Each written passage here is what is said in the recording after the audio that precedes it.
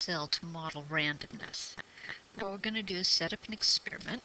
And for our experiment, we're going to roll 5 dice, or roll 1 dice 5 times. There's our 5 dice, and the easiest way to model rolling dice is using our ranBetween function. And we'll do ranBetween 1, 6, and that'll give us random numbers from 1 to 6. And then we're going to want to have the sum of those 5 numbers. Let's see, let me put that here.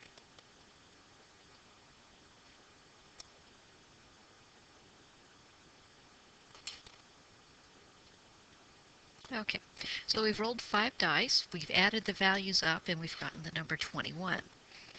Now, if we rolled all 1s, we would have gotten a sum as small as 5. If we'd rolled all 6s, we would have gotten a sum as high as 30. So we'd expect random numbers between 5 and 30, and we'd expect the numbers in the middle to be a little more common than the 5 and the 30. And what we're going to do then is we're going to simulate this experiment 5,000 times. We could hit F9 repeatedly and collect data that way, simulating rolling the 5 dice, but that's going to take a long time, and then we'd have to record every single observation. So we're trying to get Excel to do all the heavy lifting here for us. So we're going to type a 1 here in cell G7, and our formula that we want to regenerate here in H7, so anywhere where they're next to each other and you've got some room to put some columns in below. So first we want to put up a counting cell. That'll count from 1 to 5,000. So we're going to go to the Home tab, and we're going to go to the Fill option. And what we're looking for is Fill Series, which brings up a menu. We do want our data to be in columns rather than rows, since it's going to be 5,000 iterations here. We're going to have a step value of 1 and a stop value of 5,000. And we get values 1 through 5,000 there. And then we can select all our data. And we get a little more room here at the bottom. Let's expand my table here. I'm going to select all this data, so I'm going to do a shift click. And then I'm going to go to the Data tab up here in the What If analysis, and we're going to create a data table. Our row input cell here, we're just going to leave that blank. Our column input is going to be that value 1, G7, and we click OK. And what we've got then is 5,000 iterations of rolling our 5 dice and adding them all up in a nice convenient format. So we can see values, we expect values between 5 and 30. And if we scroll along here, let's see an 8, that's getting down there. Another 9 and 8. What's the largest value? Did we get a 30 anywhere? 20s, 7s. As you can see, there's a lot of data here, and just trying to scroll through and look at it's very difficult. So now that we've got the data generated, we want a way to summarize it that makes it easier to take care of, to see what's going on rather than trying to scroll through and looking for specific values. So I'm going to come over here to my other file. We've got our data generated, and I went ahead and added some titles here to the 2 columns. The first column, the 1 through 5,000, we're really not going to do anything with, so that's just a counter column. So we know we've got 5,000 data points, and then we've got our actual data values here in our second column, H. And we're going to click anywhere in the table here, and then we're going to go to Insert and Pivot Table. And looks like it did not select my data for me. Usually it does a pretty good job of grabbing all of that. So I'm going to select my data. And I can do a shift click, grab the data. And I do want this to be on a new worksheet. And I'm going to click OK. So I now have a new worksheet labeled Sheet 1, and I can rename that at any time. And a couple things we want to do to get the pivot table set up. Again, the count variable we're really not interested in. What we're interested in is the field of values that I labeled value or data, the actual numbers that we generated for our 5,000 rolls of the dice. So I'm going to drag that value down here to rows, and you can see we've got row labels. These are the actual values we observed, and then the sum of values is actually not what we want here. What we want is the count. So I'm going to click on sum of values, and I'm going to change it from sum of values to count of values. There we go. So again, I'm getting Excel to do all the heavy lifting for me of keeping track of what the data was that we generated. And what this is telling us is in that all those values, one time we actually did get a roll that summed up to 5, so that would have been all ones. Twice we got a roll of 5 dice that added up to 6, so 4 ones and a 2. And then looking on here, 502 times we rolled a sum of 18. Down there. One time we did roll a 30, one time we did roll a 29. Okay, so there's our data pretty nicely summarized. If we wanted to, we could change, rather than looking at the individual values that we saw, we could do some grouping. So if I right-click on one of these, I can click the group option.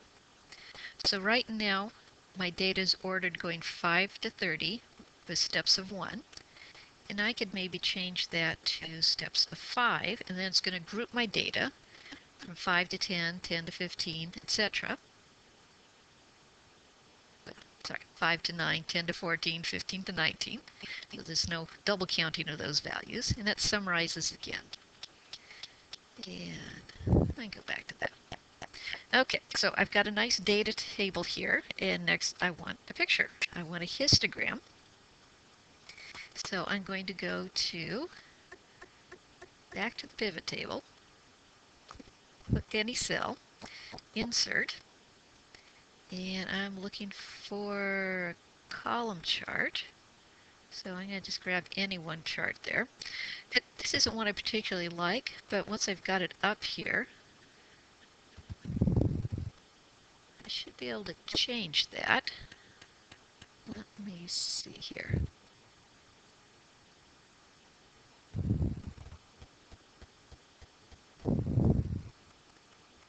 There we go. And I want, why they don't name these, I always have trouble finding it when I'm in this.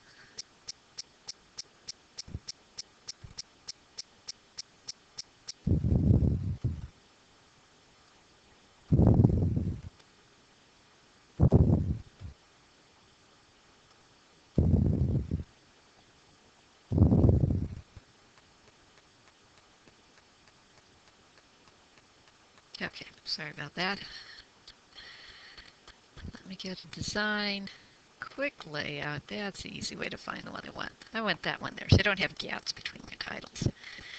Okay, so now I've got a nice visual display. I can see that values of 16, 17, 18, 19 are much more common than values of 6, 7, 28, 29, 30. Easy to see what's going on. And when I've got a pivot table, I can change things. I can right-click over here. I can still group the data. Hit the right button. There we go. So I could change that to a 5. Group the intervals. And again, the table adjusts and the histogram adjusts. So that's kind of nice. Easy to read. Doesn't take too much time.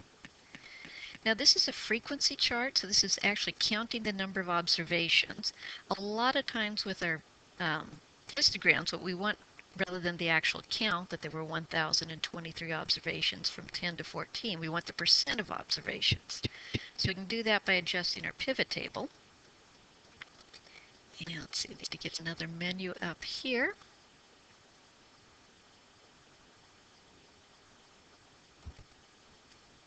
There we go. So down over here in the lower right-hand corner, where it says I've got the count of values, I want to go to the value field settings again. And I want to show values as. I'm going to select that menu here and change to percent of grand total. So these were 5,000 iterations. So now we're going to change our table and our histogram to percents. So now 20% of the data values were 10 to 14, 47% were 15 to 19. And then my histogram here is also showing percents rather than counts. And then with any histogram, I can go in, I can change the labels.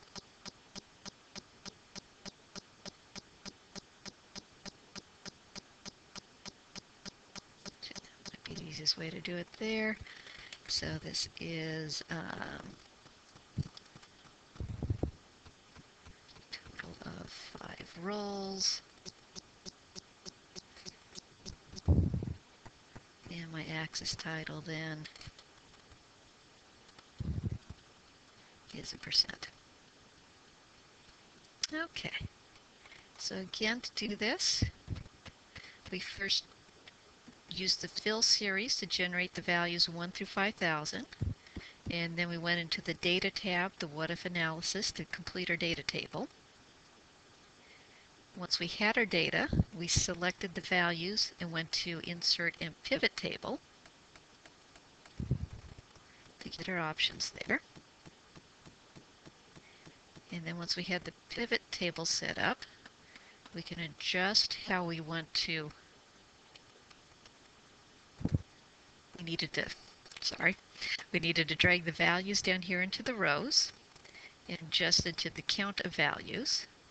And then we adjusted that to percent of values after that. And at any time, we can go in and change our grouping